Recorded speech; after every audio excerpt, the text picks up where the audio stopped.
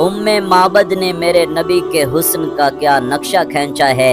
ये एक नेक औरत है, इस्लाम इसने कबूल अभी तक नहीं किया, लेकिन ये घर से बाहर बैठती है इस वजह से कि जो मुसाफिर मेरे घर के पास से गुजरे, अगर वो प्यासा है तो मैं उसको पानी पिला सकूं, अगर वो भूखा है तो मैं उसको खाना खिला सकूं। रोजाना की तरह उम्मे माबद अपने घर से बाहर बैठी हैं और उधर नबी पाक सल्लल्लाहु ताला अलैहि वसल्लम तशरीफ ले आए।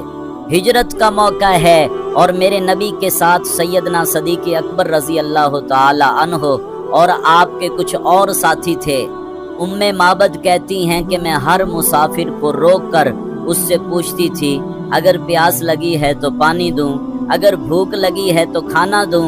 लेकिन जब मैंने नबी पाक सल्लल्लाहु ताला अलैहि वसल्लम को देखा तो मेरी हालत बिल्कुल वैसे हो गई जैसे मिस्र की औरतों की हालत सैयदना हजरत यूसुफ अलैहि सलाम को देखकर हुई थी। मैं तो बस नबी पाक सल्लल्लाहु ताला अलैहि वसल्लम का चेहरा देखती जा रही थी और सोचती जा रही थी, कोई इतना खूबसूरत कैसे हो सकता है। नबी पाक सल्लल्लाहु ताला अलैहि वसल्लम खुद मेरे पास तशरीफ लाए और मुझे कहा, अम्मा घर में कुछ खाने को है? तो मैंने अर्ज की, बेटा मेरा शौहर बकरियां चराता है, वो घर से बाहर गया है, इत्तेफाकन घर में कुछ भी खाने को नहीं है, अगर आप कहें तो मैं पानी ला के पेश करूं। तो नबी पाक सल्लल्लाहु ताला अलैहि वसल्लम ने उस बकरी की तरफ इशारा किया जो निहायत कमजोर थी। मेरा शौहर उसे रेवड़ के साथ भी नहीं लेकर जाता था।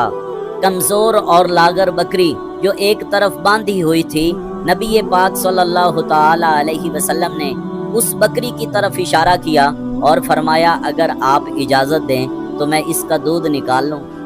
उम्मे माबद कहती हैं कि मुझे पता था ये बकरी कमजोर और लागर है, इसने अभी तक बच्चा भी नहीं दिया, लेकिन उसके बावजूद मैं इनकार ना कर सकी। मेरा दिल ये गवाही दे रहा था कि ये दूध निकाल सकते हैं। मेरे दिल की हर धड़कन के साथ ये गवाही आ रही थी कि ये सच्चे हैं, ये सच्चे हैं, ये सच्चे हैं, ये जो भी चाहें वो कर सकते हैं। तो नबी पाक सल्लल्लाहु ताला अलैहि वसल्लम जब बकरी के करीब आए और मुझसे इरशाद फरमाया, अम्मा जाओ, जो तुम्हारे घर में सबसे बड़ा बर्तन है उसे लेकर आओ। और मैं वो बर्तन लेने भी चल पड़ी, क्योंकि मेरा दिल ये गवाही दे रहा था ये जो भी कहेंगे वो हो जाएगा। मैं कमरे में गई और सबसे बड़ा बर्तन उठा के लाई। नबी पाक सल्लल्लाहु ताला अलैहि वसल्लम ने जब बकरी के थनों को हाथ लगाया तो थन दूध से भर गए। फिर आपने दूध निकाला, वो बर्तन भर गया। फिर नबी पाक सल्लल्लाहु ताला अलैहि वसल्लम ने अपने साथियों को वो दूध पिलाया, सब ने पेट भर के पी लिया। फिर नबी पाक सल्लल्लाहु ताला अलैहि वसल्लम ने खुद पिया, मुझे भी पिलाया और फिर दोबारा उस बर्तन में दूध निकाला, दोबारा वो बर्तन भर गया। नबी पाक सल्लल्लाहु ताला अलैहि वसल्लम ने वो बर्तन उठाया और मेरे पास रख दिया और मुझे कहा, अम्मा मुझे इजाज़त दे। उम्मे माबद कहती हैं कि नबी पाक सल्लल्लाहु ताला अलैहि वसल्लम तो चले गए, लेकिन मैं दिन भर वहाँ पे खड़ी रही और ये सोचती रही कि कोई इतना हसीन भी हो सकता है, कोई इतना खूबसूरत भी हो सकता है, कोई इतना आला और अफजल भी हो सकता है।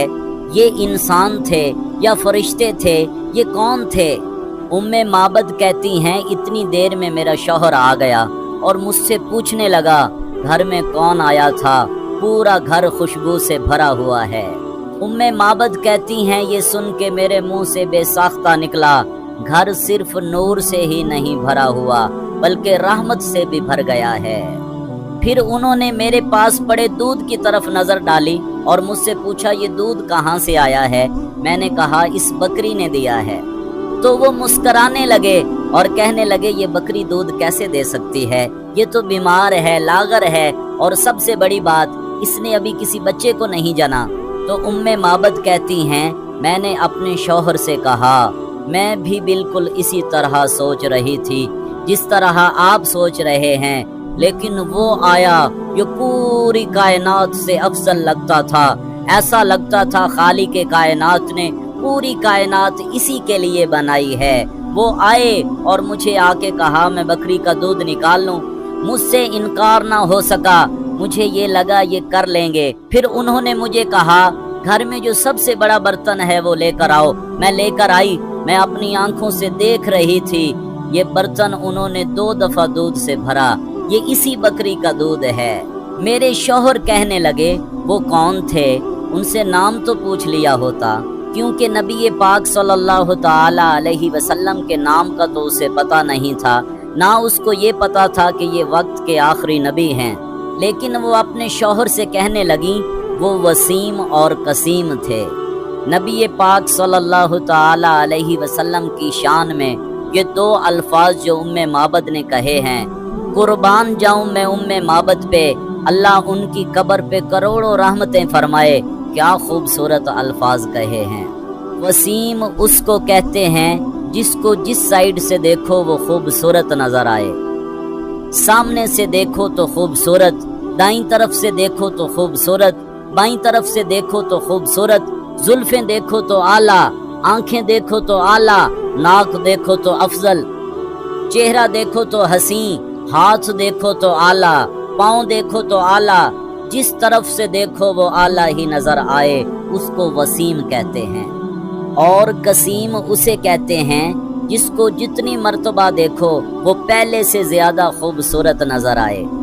हम जब किसी खूबसूरत चीज को देखते हैं तो पहली नजर में वो बहुत ज्यादा हंसी लगती है, जब दूसरी बार देखो तो पहले से थोड़ी कम हंसी, फिर तीसरी बार देखो तो फिर और कम हंसी, बार बार देखोगे तो देखने का शौक खत्म हो जाएगा। लेकिन उम्मे माबद कहती हैं कि वो ज़ाते अक़दस ऐसी थी कि जितनी मर्तबा भी देखते वो पहले से ज्यादा खूबसूरत नजर आते। तो उम्मे माबद के शौहर ने कहा आपने उनसे नाम नहीं पूछा, उनका पता नहीं पूछा, तो हम कैसे उनको ढूंढेंगे। उम्मे माबद ने अपने शौहर से कहा चलो जो मैं जानती हूँ तुम नहीं जानते, जो मैंने देखा है तुमने नहीं देखा, हमें उनकी खुशबू उनका पता बताएगी। असहाब रिजवानुल्लाह अलैहिम अजमाइन फरमाते हैं कि नबी पाक सल्लल्लाहु ताला अलैहि वसल्लम की खुशबू बता देती कि आप किस सिमत गए हैं।